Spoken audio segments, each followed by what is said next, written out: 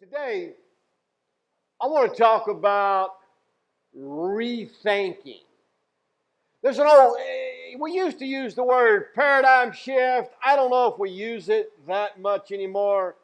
I think I was introduced to paradigm shifts reading Stephen Covey's book, Seven Habits, Highly Successful People.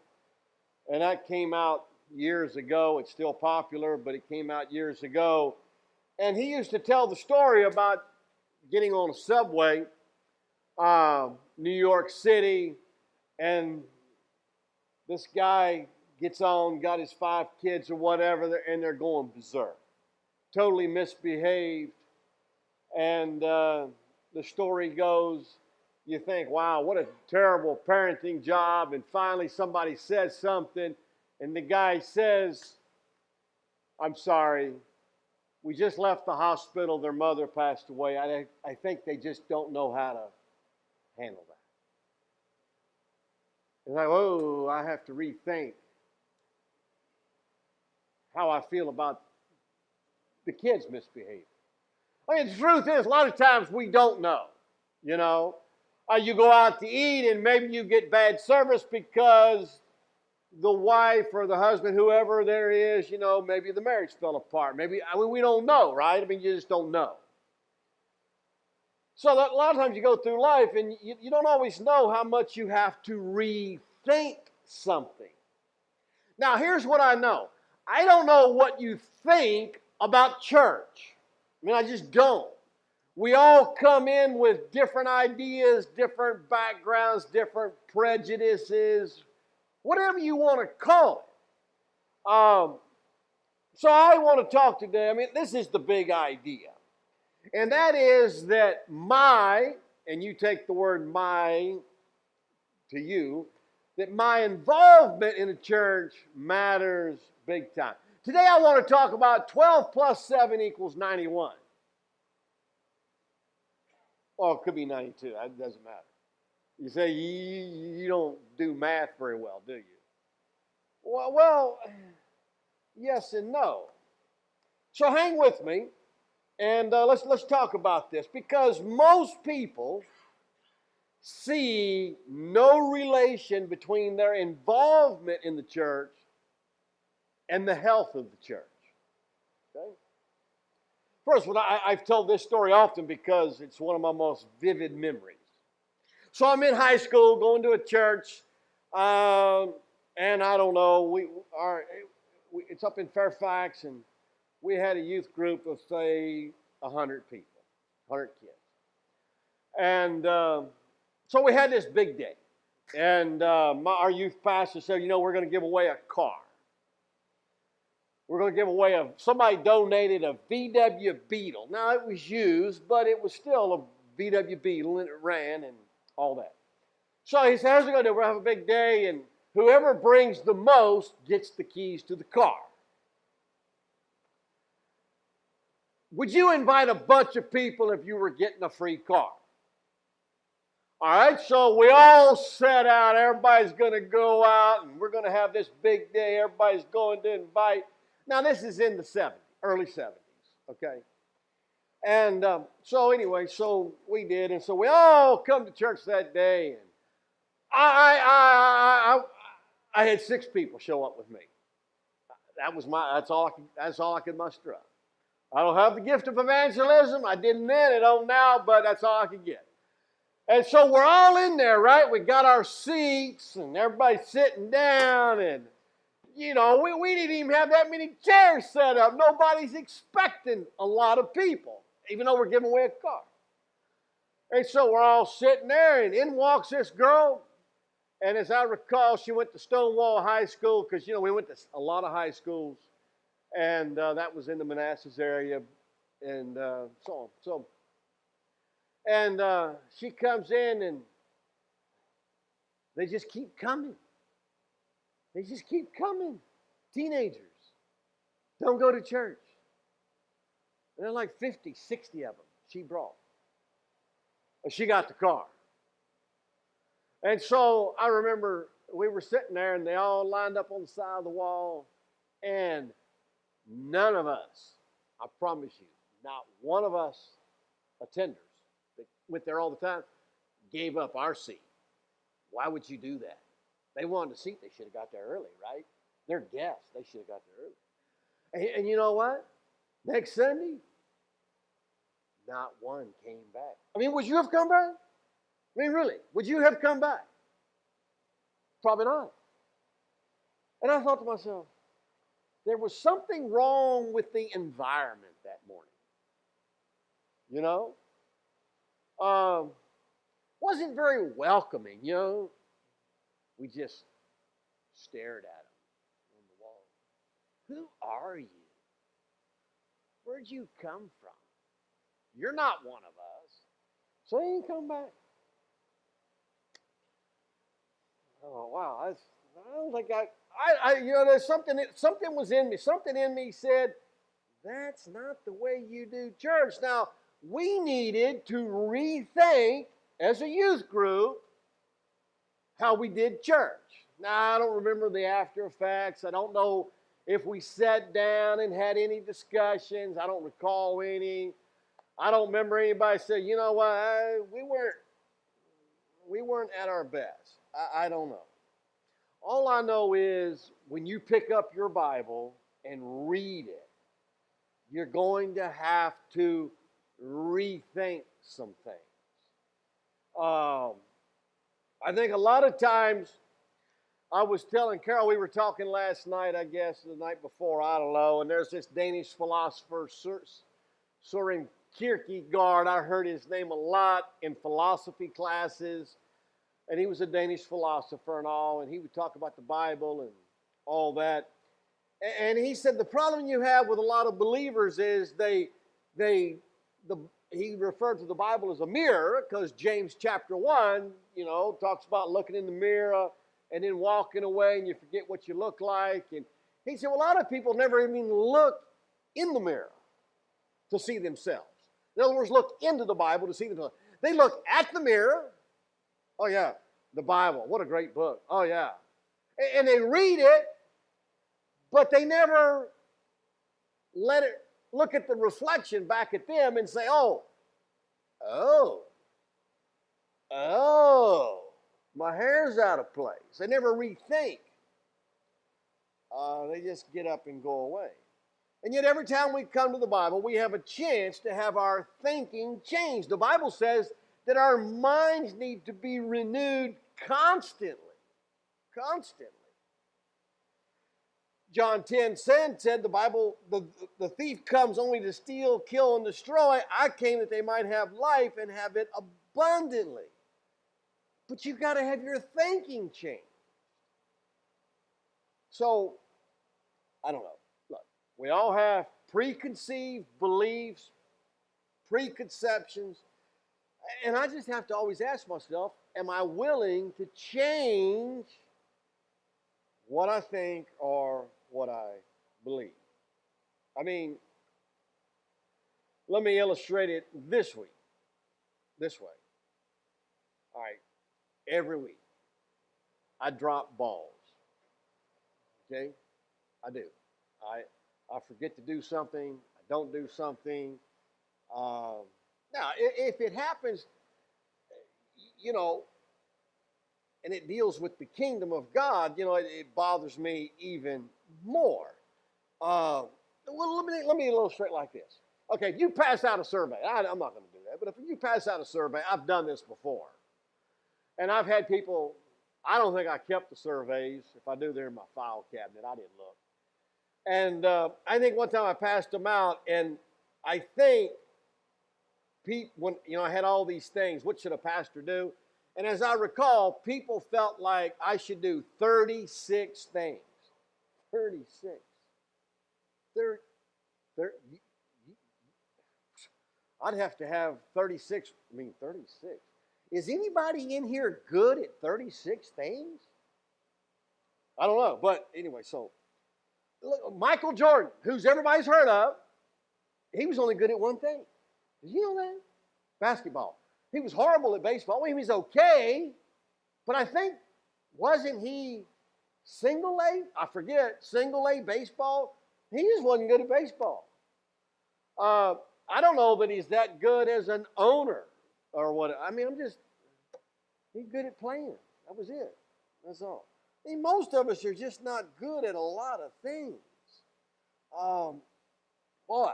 So, I don't know, we gotta rethink stuff along those lines. And I think sometimes when you approach the scriptures, you get it wrong. Galileo was put under house arrest by the Catholic Church because he believed that the earth revolved around the sun. So he was branded a heretic. Now you think that's silly. I know, because we've got hundreds of years to have thought about it and learned and all that. And so you got to be careful who you brand as a heretic. I'm just saying, look, we all have attitudes and prejudices that we carry over into Christianity. We're in Acts 6 today. This is one of my favorite passages. It's just a fascinating passage. One is, if you wanted to write down another title, you could write down the title of this message should be "My Own Personal Involvement in the Church Makes a Difference," even if nobody else knows what I'm doing. So let's get going. Here's what we got. We're in Acts 6, chapter 1. This is a turning point in the church in the book of Acts. Now, in these days, when the disciples were increasing in number, a complaint, circle that word complaint, by the Hellenists rose against the Hebrews because their widows were being neglected in the daily distribution. Problems. Problems are everywhere, are they not? Problems at work, problems at home, problems at church, problems everywhere. Now, we got a problem here because people were being neglected. Neglected. Wow. Of course, you know, we waste so much energy on internal conflicts, do we not? Now, unless you're an unusual person, husbands and wives could spend a lot of time in conflict. That takes energy, doesn't it? Drains you. At work, I mean, anybody here like I wait to go to work tomorrow and get into an argument with somebody? It's like, wow, a lot of energy gets wasted there. And, you know, the amazing thing is, Satan, he loves internal conflict. Loves it. Loves it. And listen, why are we having conflict in Acts 6:1? Somebody got overlooked. Not intentionally. Okay, so you have the Hellenists, those are the Greek-speaking Jews. Then you have the Hebrews, the Aramaic-speaking Jews, and, you know, they had a system. I mean, obviously it was broken at this particular point, but at one point they were doing okay, taking care of this one group of widows, but somehow they fell through the cracks and they got distracted. And look, here's why I like this passage. Because the apostles, the pastors of the church, lacked organizational skills. I'm guilty. I have no organizational skills. Now, some things are rather obvious. When Marie's mom passed away recently, and we went to the service, and we were told to grab the hymn books and stand up and sing, Carol told me to just watch. Okay? Because she knows I can't sing. Okay? And she didn't want me to sing next to her. I got that. Okay? You know, and that doesn't bother me because I know it doesn't offend me. You know, some people get offended if they shouldn't do things they're not good at. Why would you get offended? My organizational skills. If you came up to me and said, Mike, you are so unorganized, thank you. I'd just smile. I got that. Give you an illustration. So we sold a house recently. Now, we had an outbuilding with a wall heater when it had a knob on it. The only problem was when I built the house, I lost the knob. Are you all right with me? Okay, so Carol is painting cabinets for our garage apartment right now. And I took some hinges off, and she asked me, where did you put the hinges? Why? Because she knows I could lose hinges in a heartbeat.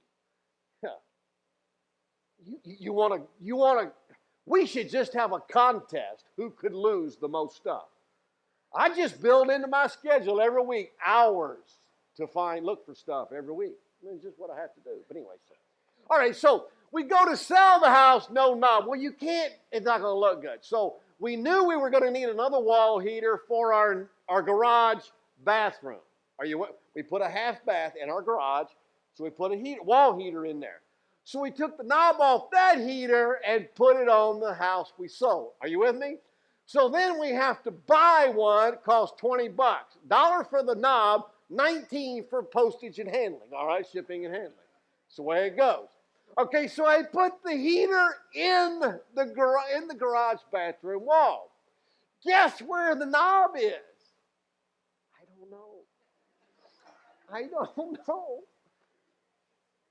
I'm about to drive Carol insane because that's my MO.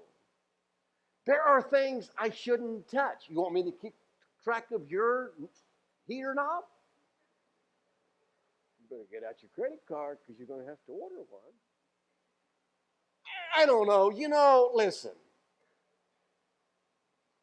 That's just one example. Carol's got 167 more. It's growing every day. But it's like, she could divorce me, could she not? Christians do it all the time. Oh, I was neglected. And you know what? These people, now follow me. They could have church hopped. I was talking to a guy this week. He called and he said, do you know so-and-so? He says, I think they're church hopping. I want to say, well, everybody in your church hopped to your church. I mean, you hopped to the church.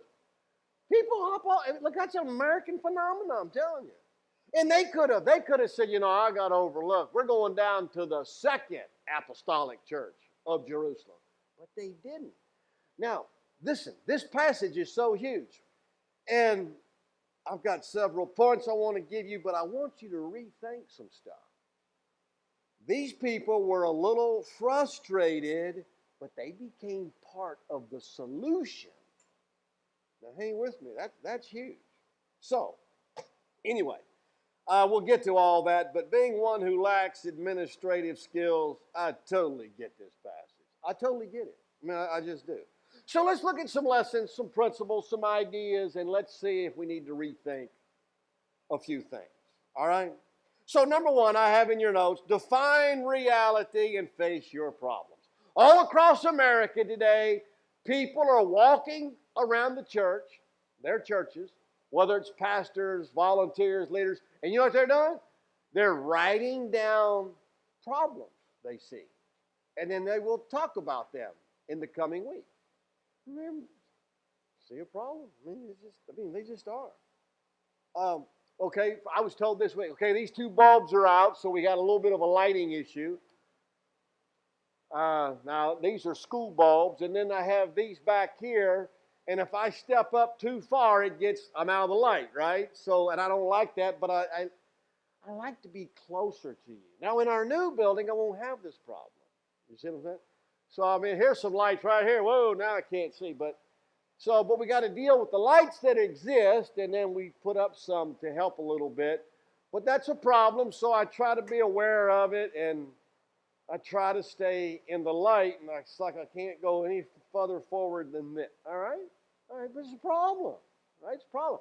So people see a problem, they say something. Sometimes they don't. All right? Well, number two, so as more people come through our doors, we need better systems and organizations so nobody's left out. That's what was happening here. They had to change the way they were doing church. They just had to. So, verse 2, we read, so the 12, the apostles, they got the church together and said, you know what?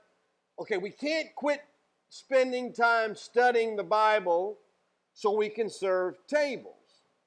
And we can't do everything. So therefore, why don't y'all pick out, they chose 7 men of good repute, full of the Spirit and of wisdom. In other words, you've got some practical sense and you can figure this out. And we'll appoint to them this duty. Because every ministry is important. I mean, it just is. So we got to fix it. And we will continue to devote ourselves to prayer and the ministry of the Word. So the apostles are basically saying we got to change the way we're doing church. We got to get more people involved because this isn't working. It's not working. And you know, listen, you may have to change something this week. You may have to change the way you clean house, right? The next time I take a knob off a wall heater, I got to change whatever I do with. I don't know what I do with them, but I have to. I'll give it to Carol, but I don't know. But, you may have to change the way you do your finances. I don't know. I mean, you got to change things all the time. Maybe it's your schedule. So thankfully, there's a little bit of wisdom here because Satan has tried persecution in Acts 3 and 4. He's tried hypocrisy, and you know how big a deal hypocrisy is. You invite enough people to church, you will hear it's full of hypocrites. Okay? Why? Because Satan knows that hypocrisy will destroy a church. And it'll keep people from coming. But the church got past all that, and now it has internal dissension because somebody got overlooked. And, you know, if your grandmother was a widow and she got overlooked, you'd be upset too, right? So we got an issue. We got to fix it. That's all. We'll just fix it. That's all.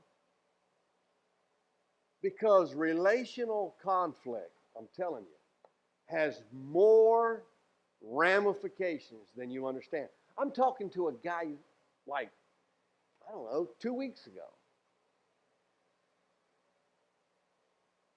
And I told him, I said, you know, I know a couple of teenage girls, their parents' marriage fell apart, and they started cutting themselves. And he told me, oh yeah, my daughter started cutting, and he told me when, several months ago. Now, I'm not saying if you have a teenage daughter and your marriage falls apart, but I'm saying, wow.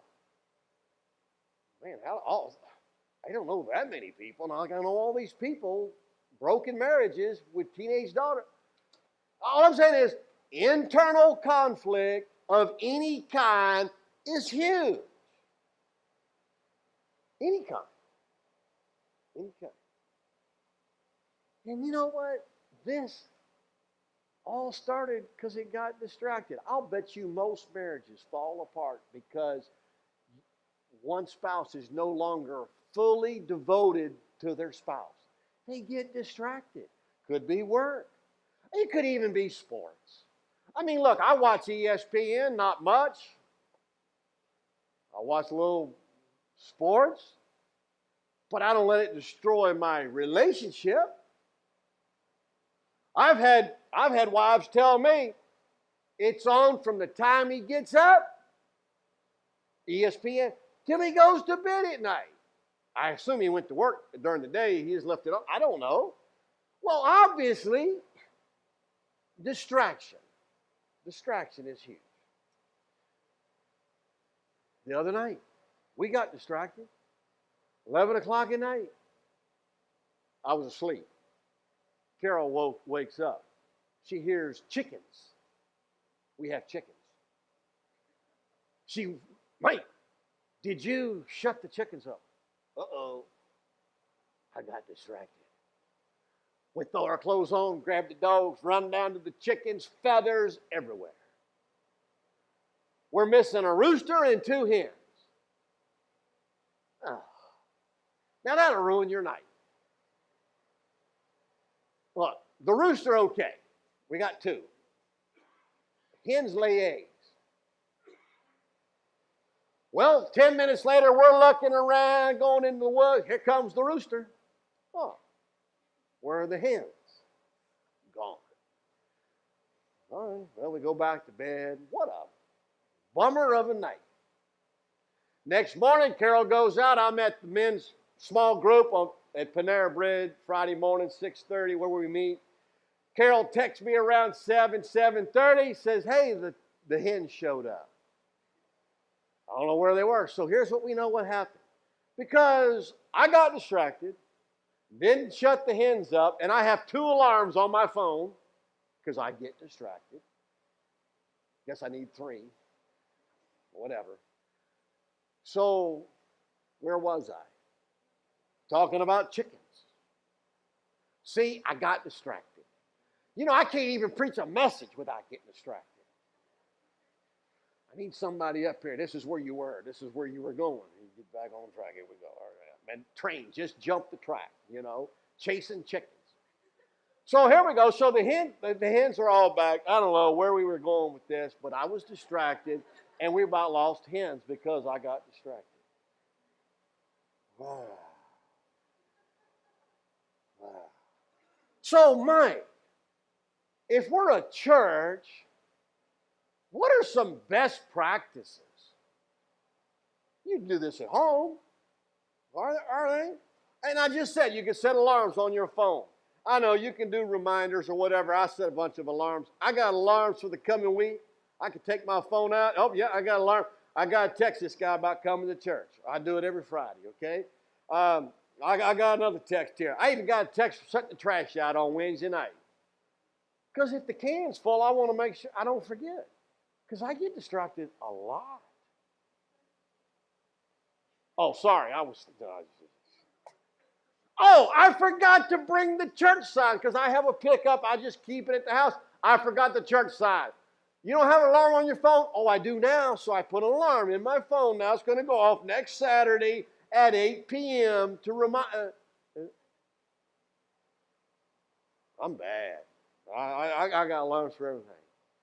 You're like, wow, I've never seen anybody that unorganized and gets this. Okay, that's why you don't want me in charge of a lot of things. All right, well, here's what you got to do. And here's what they did. They got the right people around the table. Why? Because the right people will figure it out. They'll fix it. They have good ideas. So number 4, you ask good people. That is, people who are well respected, godly people, and gifted people. People who have wisdom, make sensible decisions. Now, that's not rocket science, is it?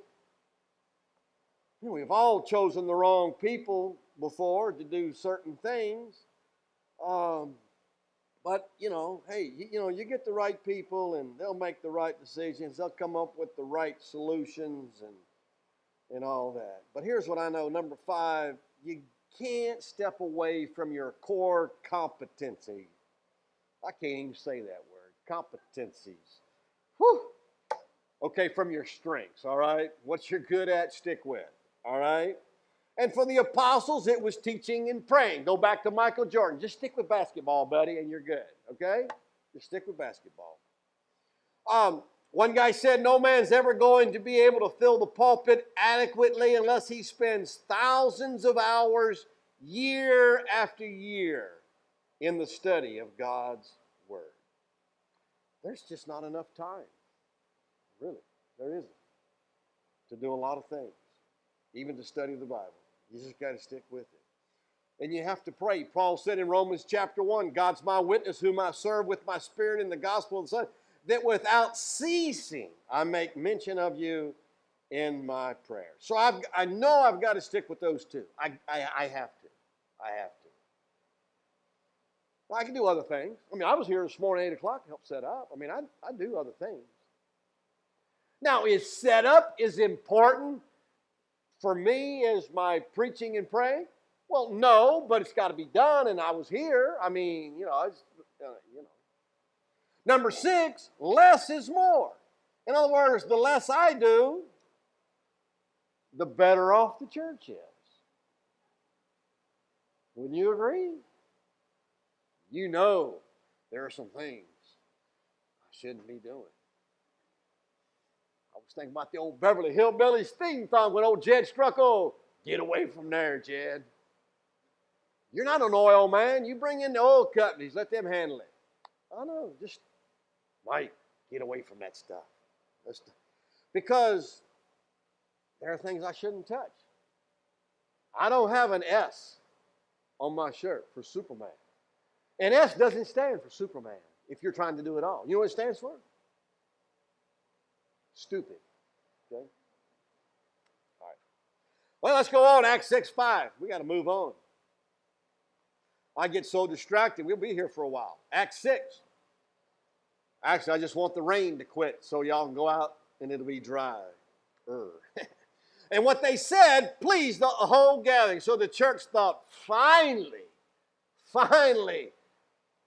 the apostles, the pastors, are going to take their hands off stuff they're not good at. Finally. And they, the church, they fixed the problem. And so they got 7 guys together. Now, we never hear of 5 of these again, but we do hear of Stephen and Philip. So number 7, this is huge. I learned this principle probably 20 years ago. I heard a guy talk about it. Your frustration likely means you should be part of the solution. They chose 7 people. They all had Greek names. They were all Hellenists. The Hellenists were the ones who were frustrated. They're the ones who fixed the problem. So your frustration means you should be part of the solution. More than likely. All right, I got to keep moving on. Let's go to number 8 under unrealized potential. Don't worry about being noticed. Once again, you never hear of 5 of the 7 again, ever. It's okay. It's okay. Number 9, I need to get through a few of these. Oh, this one's huge. Just getting in the game opens up all sorts of possibilities. Stephen became an evangelist. So did Philip. They became prominent people in the book of Acts. And where did it start? Serving tables. Wow. They just got in the game. I like reading about guys and how they got started. And some of you, maybe you've heard these names, maybe you haven't. But I remember, I've heard Andy Stanley talk about he started teaching a group of about 8 kids. That's where he got his start. Today he has more than 8, but that's where he got his start. Perry Noble talks about when he got started, he helped in Vacation Bible School. That's with little kids. You know, just got in the game. People just got in the game.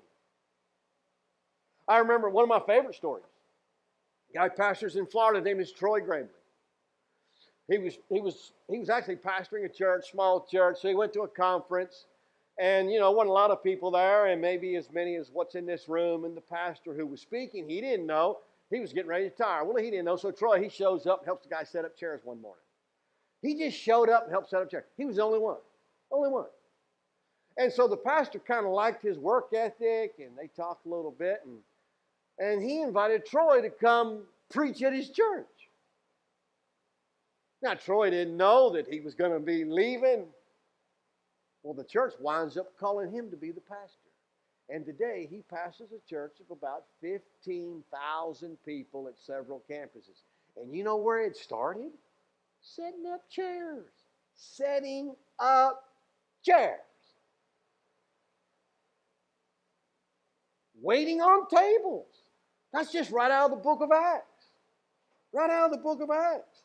History would be different today if thousands of people had not started setting up chairs, waiting on tables, doing supposedly mundane things, not mundane at all. Wow. In verse number 6, here's the story, Luke says. He wants to make sure you get it. And the word of God continued to increase, And the number of the disciples multiplied greatly. See, 12 plus 7 does equal 91, doesn't it? Doesn't it? 12 apostles, 7 guys taking care of all, making sure the tables get served, the widows. Wow. Of course, it actually equals thousands, but. And many of the priests became obedient to the faith.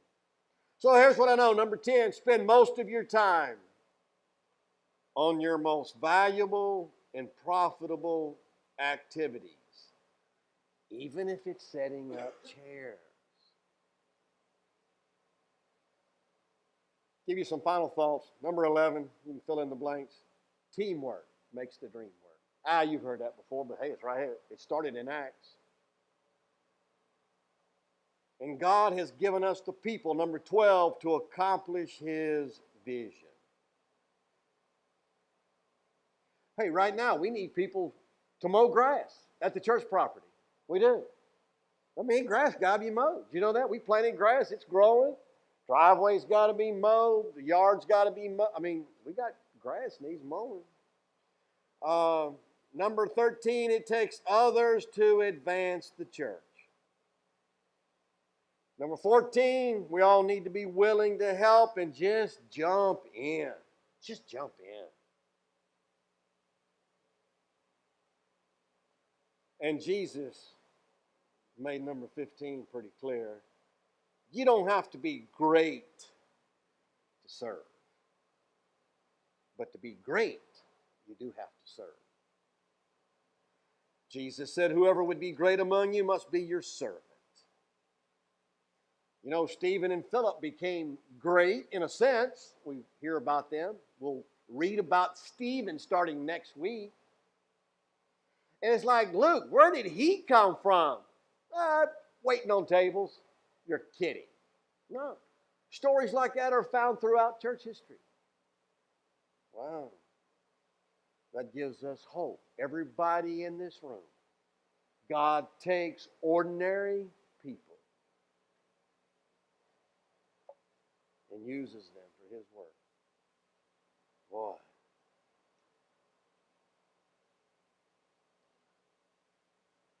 Just setting up tables. Scary, isn't it? Scary.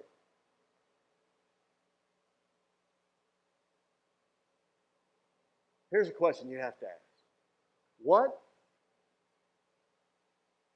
You might want to write this down. If you're tweeting, you might want to tweet this. What small service is the key to your future?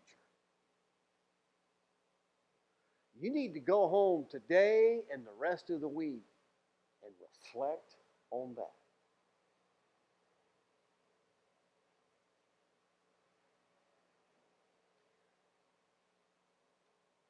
And here's an interesting thought. How did more people getting engaged in the ministry of the church, it says nothing at all about evangelism in this passage. Are you with me? It just says more people got involved. And when people stepped up to serve at the bottom, the top blew off. What? I can't explain that. Maybe Marcus Buckingham put it together. In his book, First Break All the Rules, he talks about profitable companies and the level of engagement among the employees. And he said that the more truly engaged the employee, the better off the company. So I thought, wow, that's what happened in Acts 6. So here's my take for the church world. The more people who are serving, that means more people are engaged. The more people who are engaged, more people are praying. More people who are praying means more people are giving. More people giving mean more people are inviting. See, because engagement is kind of like ripple effects. You just get engaged and things start happening. And then more people inviting, more people are coming. And then more people are staying because you have a more healthy environment. I mean, it just keeps going. Just keeps going. So what do we do today? I mean, what do I do with this Acts 6 passage? Well, I'm going to give you 5 quick thoughts and then I'm going to close. Just volunteer somewhere. You're like, I tell you what, I'll just come. I'll just come help set up chairs. I mean, whatever. Yeah. I mean, I don't know. There's numerous things. Take your lawnmower up to the church. Start mowing it. I mean, really. Trust me, after all this rain, we're going to need to mow. Connect with guests and people on a regular basis. Make this the most welcoming atmosphere that they could possibly come to on Sunday morning. Invite others on a regular basis. Just keep inviting. I mean, I've been inviting, texting people. Hey, God, text me today. He couldn't make it today, but he's got a plan. He should be here next week. All right, cool. That's fine. I got an alarm. I'll text him again this week. I mean, you know. And then here's another thing, 4th thought. Let your frustration be a catalyst, just like in Acts 6. That's all. Has been throughout history. Do you know that frustrated people have run for president of the United States? Do you know that frustrated people have started companies? Do you know that frustrated people have invented things? Sure they have. Adam, you might like this illustration. You've seen these guys on the construction site, and they got these tubes with levels in them. I promise you, I had the first idea. But I didn't patent it.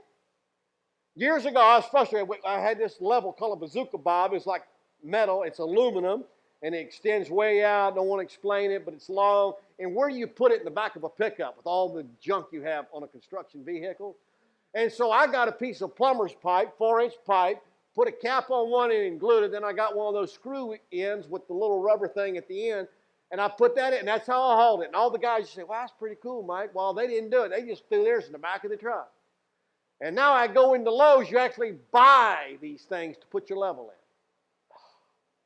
in. I had that idea back in like 1980. I was frustrated. I had nowhere to put my arms at it, but somebody else got frustrated too. And I'm just saying, so frustrated people have invented things. Wow. Be thankful for your frustration. Make it be a catalyst. And number 5, ask yourself, Mike, where can I add the most value? Now, for me, I know it's easier. For this group, it was serving tables. Got that. There's a lot of valuable things that can be done. But here's what I know. The bottom line is your involvement matters. And your involvement can literally change history. Wow. Let's stand for